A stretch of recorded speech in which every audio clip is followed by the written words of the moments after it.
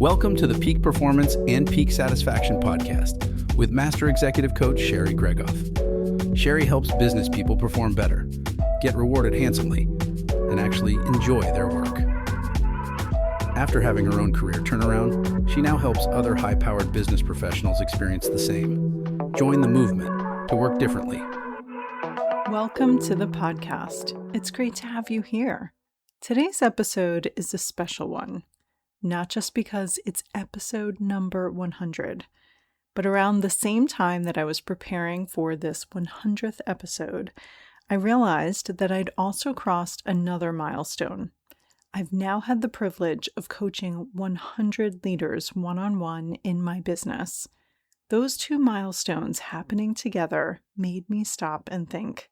After 100 podcast episodes and 100 coaching clients, what have I learned? What has working with all of these leaders taught me? When I started this podcast, I was writing articles every week. I was posting daily on social with short videos, but I kept running into the same problem. There just wasn't enough room. Not enough room to tell the story, or to explain why something really worked, or to coach someone through a situation the way I really wanted to.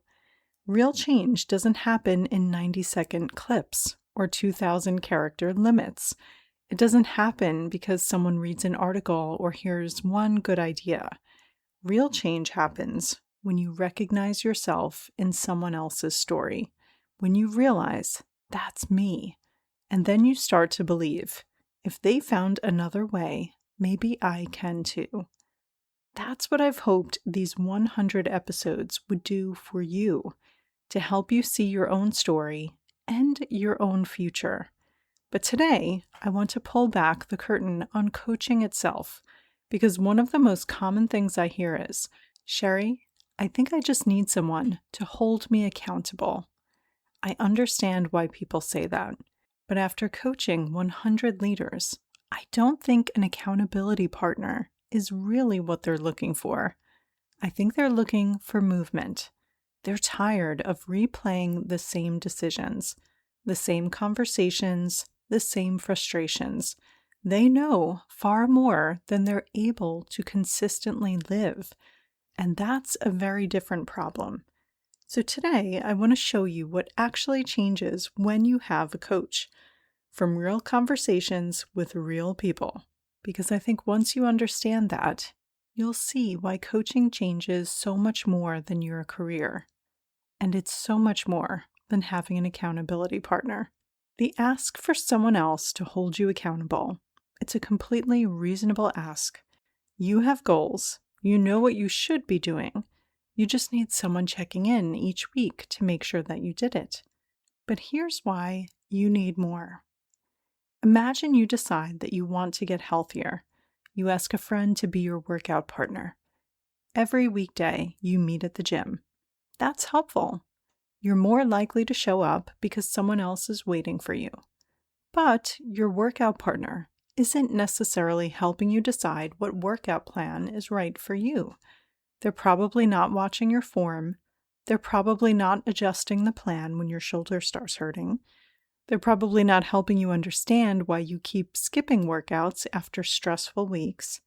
And if they're really your friend, they might even say, you know what, let's skip today. Or let's stop for donuts on the way home. I laugh because we've all had relationships like that. The people around us influence us, sometimes for the better. Sometimes without even realizing it, they reinforce the very habits that we're trying to change. The same thing happens at work. I've been thinking about this lately, and I know that there are 3 kinds of voices that we tend to be surrounded by at the office and beyond. The first set of people are pouring the Kool-Aid. Stay where you are. Everything will work out. Just keep your head down.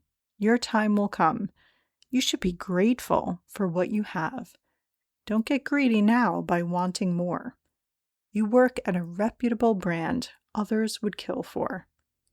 Sometimes that could be the encouragement that we need, but other times it keeps us from having the courageous conversation or from making the bold decision or asking for something better.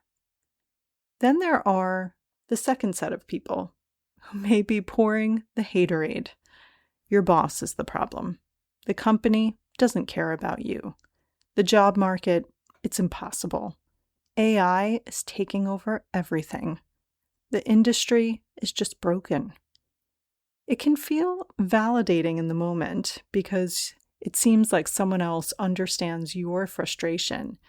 But when the conversation is over, nothing has actually changed, and you're still in exactly the same disappointing situation. One voice tells you nothing needs to change. The other tells you nothing can change.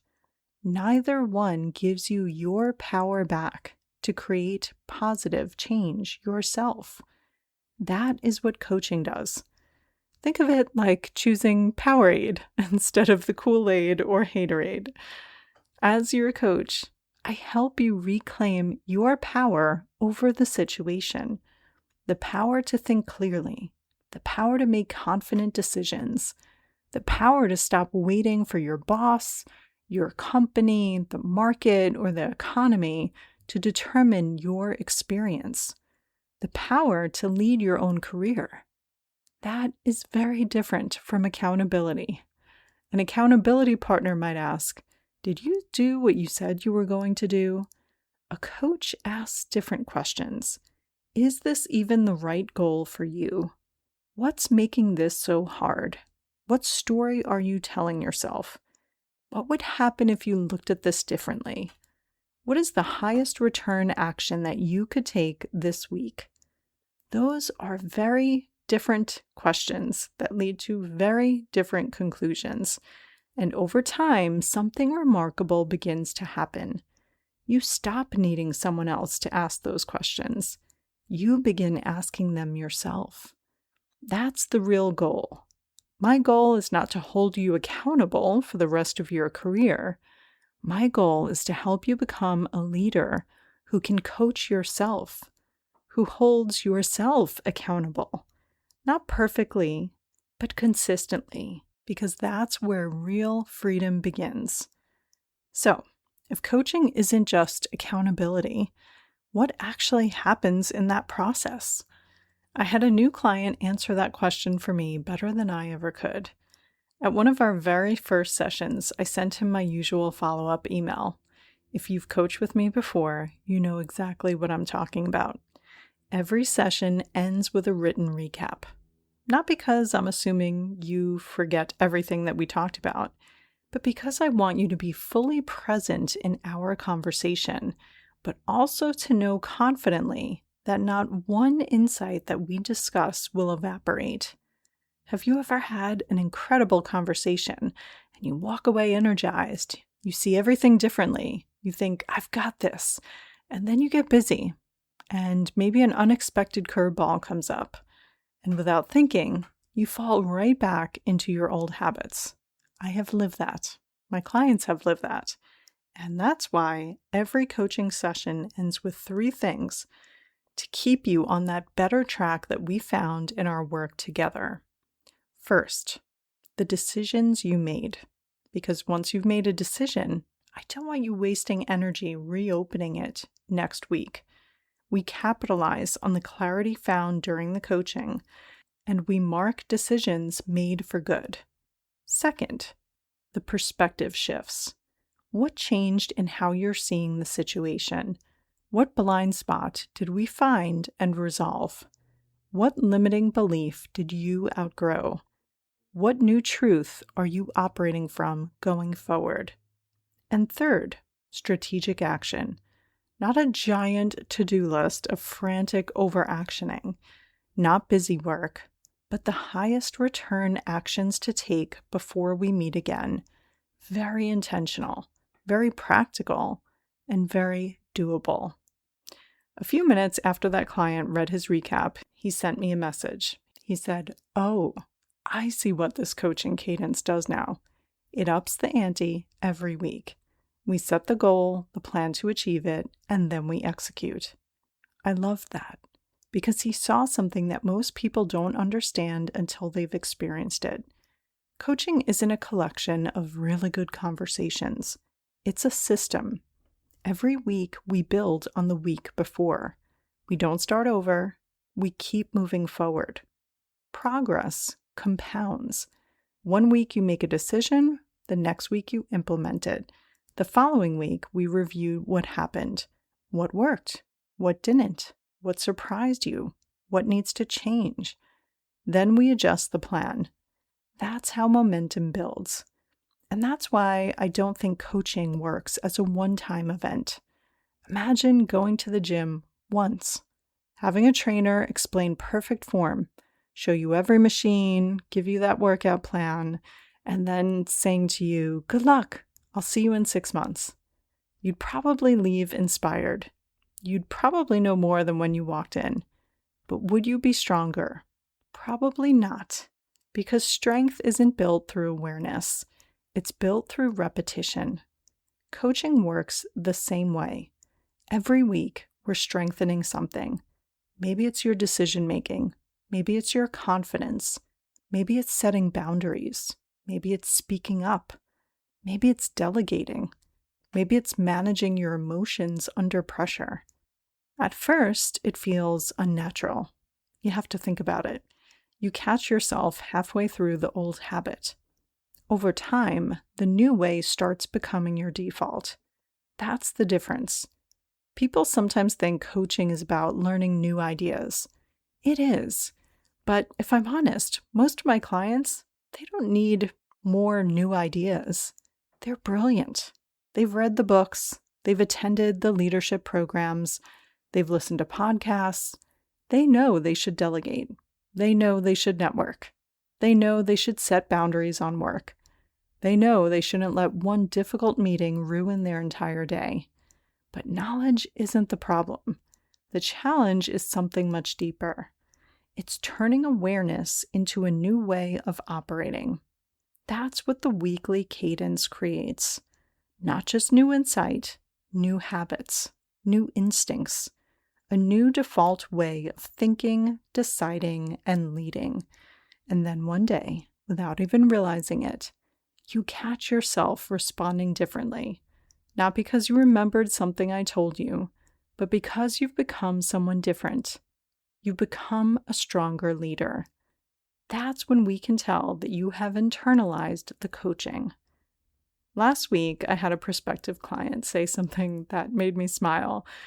He'd been interviewing several coaches, and he was trying to make sense of what he was seeing. So he said to me, "Sherry, it seems like coaching falls into two extremes." He said, "Some coaches feel almost like work therapy. You unpack your experiences, you unpack your feelings, you spend a lot of time understanding yourself." Then he laughed and said, "And then there are coaches on the other end of the spectrum. Their objective is basically to get you a bigger job, make you more money, and pretty soon you're ordering your yacht." I laughed too. Then he paused and said, "I think what you do sits somewhere in the middle." I told him I thought he was right, but I would describe it a little differently. I intentionally coach both mindset and strategy, not just because mindset makes you feel better about work and life, and not just because strategy gets exceptional results, but because you need both. Together. Imagine I gave you the perfect strategy. I showed you exactly how to ask for the promotion, how to have the difficult conversation, or network, or delegate, or increase your visibility, or manage your time. Now you know exactly what to do. Would you do it? Maybe, but maybe not. Because knowing the strategy is never the hardest part. Fear gets in the way. Perfectionism gets in the way. People-pleasing gets in the way. Imposter syndrome gets in the way. Our old habits, our old way of thinking, it gets in the way. So now let's go to the other extreme. Imagine we spend every week talking about your thoughts, your feelings, your past. You understand yourself incredibly well. You know exactly why you avoid conflict. You know exactly why you overwork. And you know exactly why you hesitate to speak up. But 6 months later, nothing about your life or your work has actually changed. That's not the goal either. You need both. The mindset that allows you to move forward, and the strategy that shows you how to get to where you want to go. During that conversation, I shared an analogy back with that client. I explained that therapy can sometimes feel like archaeology. You're studying the past, you're uncovering what happened, you're learning where certain beliefs came from. Coaching may uncover some of those things too, but we don't stay there. We become architects. Maybe you realize you've spent your career believing you're supposed to be seen and not heard. Maybe that started in your childhood. That's interesting. But now what? How do you want to lead moving forward? What conversations are you going to have differently? What beliefs are you choosing in the here and now instead? We're not just understanding your past. We are designing your future. We are evolving your identity as a leader. A few minutes later, he said something that stuck with me. He said, I've spent weeks, months, maybe even years admiring the problem and never actually doing anything about it. Exactly. Awareness is valuable, but awareness alone doesn't change your life. Action alone doesn't change things either. Lasting change happens when new thinking and intentional action start reinforcing each other week after week, until one day, the way you once had to remind yourself to approach a problem or evaluate a situation, it becomes the way that you naturally operate. You reverse engineer the result that you truly want to choose the actions now that give you the highest probability of creating it.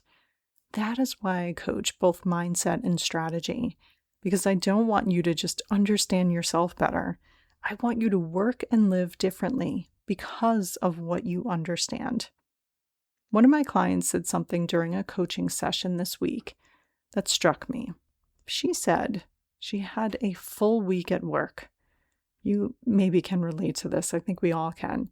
She delivered a challenging mid-year performance review to one of her team members who didn't always take feedback well. She received some friendly fire accusations from a peer in a meeting with their boss. And separately, her boss revealed to her a plan to take a sabbatical and asked her to double the size of her scope by taking on a peer and that peer's team, all in a single week. And she said to me at the end of our session where we debriefed and set her plan going forward, she said, even as it was happening, it just felt good because I kept telling myself, it's okay. It's okay. I have a coach. I have a coach, and we are going to figure this out together. She described it so well, something that is so hard for me to explain to people who haven't experienced coaching. The value wasn't that I swept in and solved every problem she was facing when we met. The value is that she wasn't carrying those problems alone anymore. She knew there was a safe place to bring them, a place where we'd slow down and take the challenges one by one, where she could think clearly, where I would help her sort through them, and together we would co-create a powerful plan forward. I think that's especially important if you're a leader, because where do you go as a leader? Your team is looking to you for answers. Your family might be looking to you for stability. Your manager is expecting results from you. Your peers are usually dealing with their own challenges. Sometimes as a leader, you are carrying things that don't really have a natural place to go. Not because people don't care, but because everyone has their own perspective and their own agenda, however subconscious. Your manager may genuinely care about you, but they also have objectives that they need to accomplish and an agenda that isn't always in your best interest, personally. A recruiter may look out for your options, but they also benefit if you leave your role and their primary client isn't you. Your spouse loves you. but they don't live inside your company every day or know your industry. And hearing the roller coaster that you are on can become a source of stress for them that only adds to your pressure. Your colleagues may understand your frustrations, but sometimes they unintentionally reinforce them. Remember the haterade? It feels really good in the moment. You vent, they vent. You both agree the company is the problem. Then you go back to work Monday morning, and nothing's changed. That's why coaching feels different. It's one of the few places where no one has an agenda except helping you create the future that you actually want. It's a zero-judgment space where you can say the things that don't feel safe to divulge anywhere else. You don't have to make the conversation reciprocal or worry about the other person being fragile. I was reminded of this recently by another client. She was trying to decide whether to leave her company. People around her all seemed to be leaving for competitors. Her company, admittedly, was changing. She wondered if she was getting left behind. Everyone around her had an opinion. People inside the company wanted her to stay. People outside the company wanted to recruit her. Her husband cared deeply, but he felt out of the loop on what path would be best for her and their family. I helped her step back to consider the situation and her options. Instead of asking, should she leave? We asked better questions. What does she actually want? What kind of leader does she want to become? What matters most to her in this season of her life? What are we assuming that's not actually true? What is she running towards? What would she be running from? As we worked through it, something surprising happened. She realized she didn't need a different company due to fear of missing out. She needed a different conversation. Instead of leaving, she had a candid conversation with her leader about her career ambitions. With leaves happening around her, she expanded her role, expanded her team, expanded her impact. And today, she's happier than when she started on this topic of, do I stay or do I go? Not because I convinced her to stay. Honestly, I'm indifferent. I helped her recognize what was driving her towards deciding on a certain direction so that she was completely aware of the reasons behind her curiosity and desire, so that she could make a decision instead based on reasons that she loved, knowing there was no single right decision and there would never be the luxury of perfect information. She made the best decision that she could with the information that she had, and then she set out to make that decision right, to make it work for her in every way. That's coaching, not giving answers, helping people find the right answers for themselves. I offer ideas and potential direction, but they learn to consider broader perspectives from me, and then to take a view that feels most authentic and helpful to them. And that's why I don't really think of coaching as giving advice. Advice solves today's problem. Coaching changes the person solving tomorrow's problem. It's a very different experience and outcome. Here's another distinction that you may find helpful. People sometimes think coaching is about becoming aware of something. Awareness is important, but awareness isn't the finish line. It is the starting line. Most of my clients already know. They overthink. They avoid conflict. They struggle to delegate. They work too much. The question isn't whether they're aware, but instead, do they know how to dig out of it, beyond just knowing what they should do? And we know we've solved this when a different way of leading has become their natural way of leading. Think about learning to drive. My oldest son is just starting on this. I took him out for a drive for the first time today, in fact. Yes, pray for us all. I can't help but wonder, is there a way to retrofit one of those passenger seat brake pedals in regular cars? I joke about this, but I'm pretty confident that he can parallel park better than me, and he just started. But watching this process, though, it fits really with what it's like coaching. At first, you're reading the books and you're taking the classes that talk about driving and what it's like to be on the road and behind the wheel. And of course, you may have sat in a car your entire life and watched it from the back seat or the passenger seat. But then you actually get in the driver's seat and you're thinking about everything. The mirrors, the gas pedal, the brake, your speed, people and cars around you, the blinker. Every decision is intentional. And then eventually, as we know, you get in the car, you drive home. You don't even remember the drive. Not because you weren't paying attention, but because it became part of you. Second nature, all muscle memory. Coaching works the same way. At first, you hear my voice when you find yourself in that sticky situation at work. This is a lot, but it's okay. Sherry and I will debrief and form a plan. Later, you may hear my voice when you're in the situation and realize Sherry would probably tell me to pause before reacting here. Sherry would probably ask me what story I'm telling myself. Sherry would probably ask what's actually within my control. And eventually, something changes. You stop hearing my voice. You hear your own. You don't need to remember the strategy anymore. Strategy has become who you are. That's when you have grown into your next level as a leader. As I've reflected on these 100 coaching clients and 100 podcast episodes, there's one thing I've become even more convinced of. This work matters. I don't mean coaching as an industry. I mean, what happens when someone finally has the right support around them? I take this role incredibly seriously. This isn't something I decided to do because it sounded fun. It's not a side hustle. It's not a hobby. It is my profession.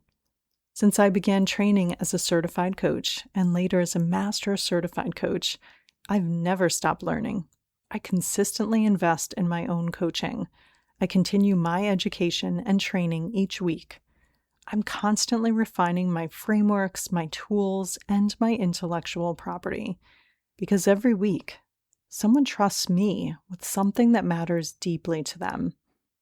It could be a promotion, a difficult boss, whether to stay or leave a company, how to boost their confidence.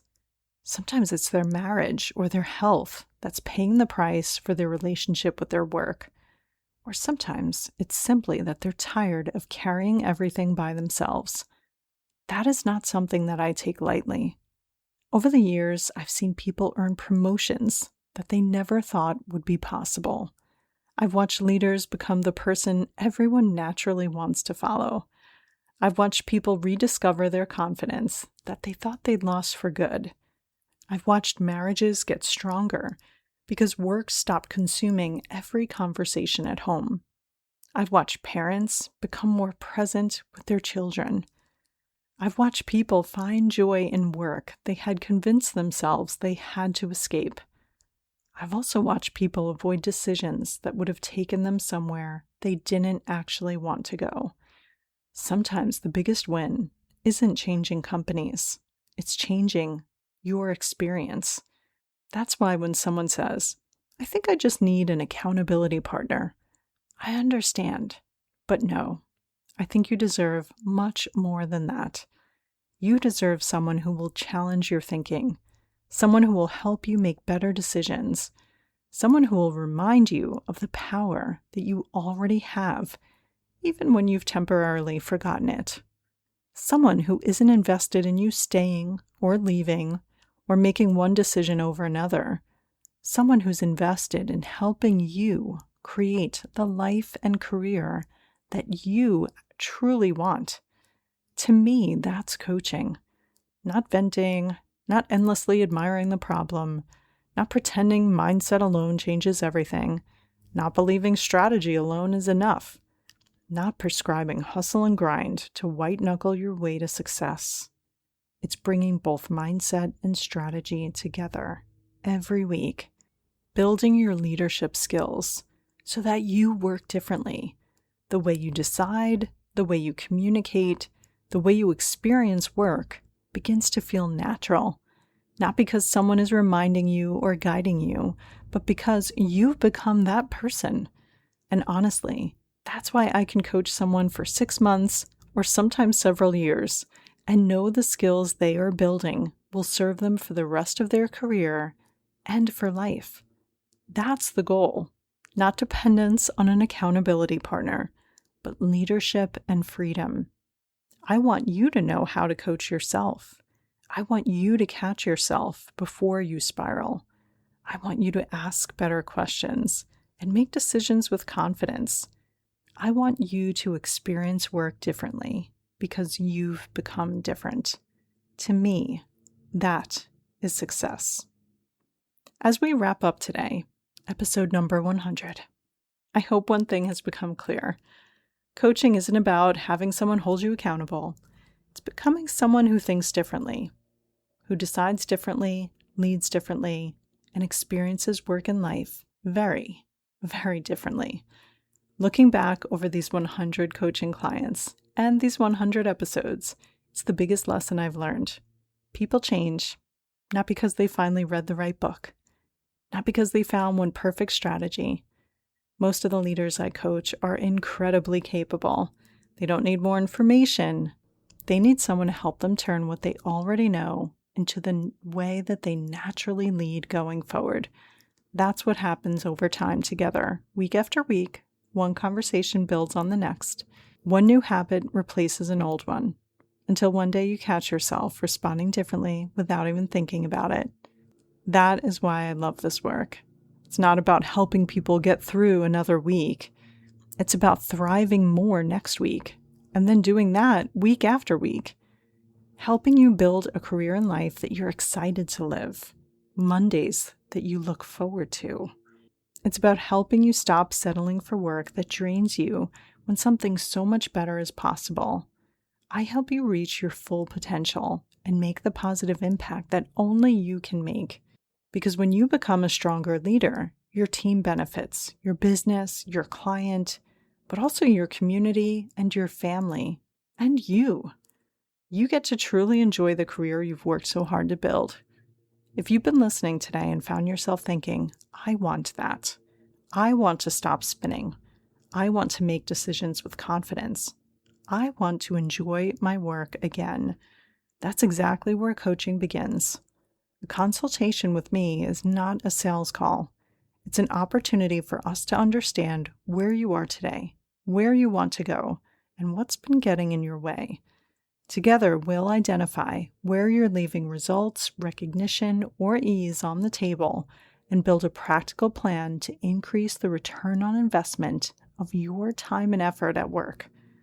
Whether we coach together or not, my hope is exactly the same as it's been for the last 100 episodes, that you leave seeing more possibility than you did before. The work and life you've built to date does not have to be the work and life that you keep living. You can choose differently, think differently, and lead differently. And when you do, you don't just change your career, you change your life. Thank you for trusting me with your time over these last 100 episodes.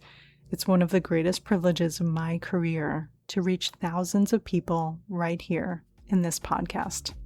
Until next time.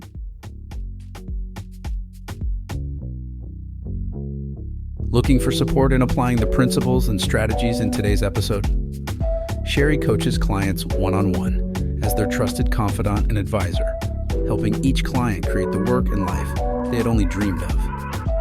To schedule your complimentary career strategy session, go to sherrygregoff.com/apply to book time with her today. It's one simple step that can change everything.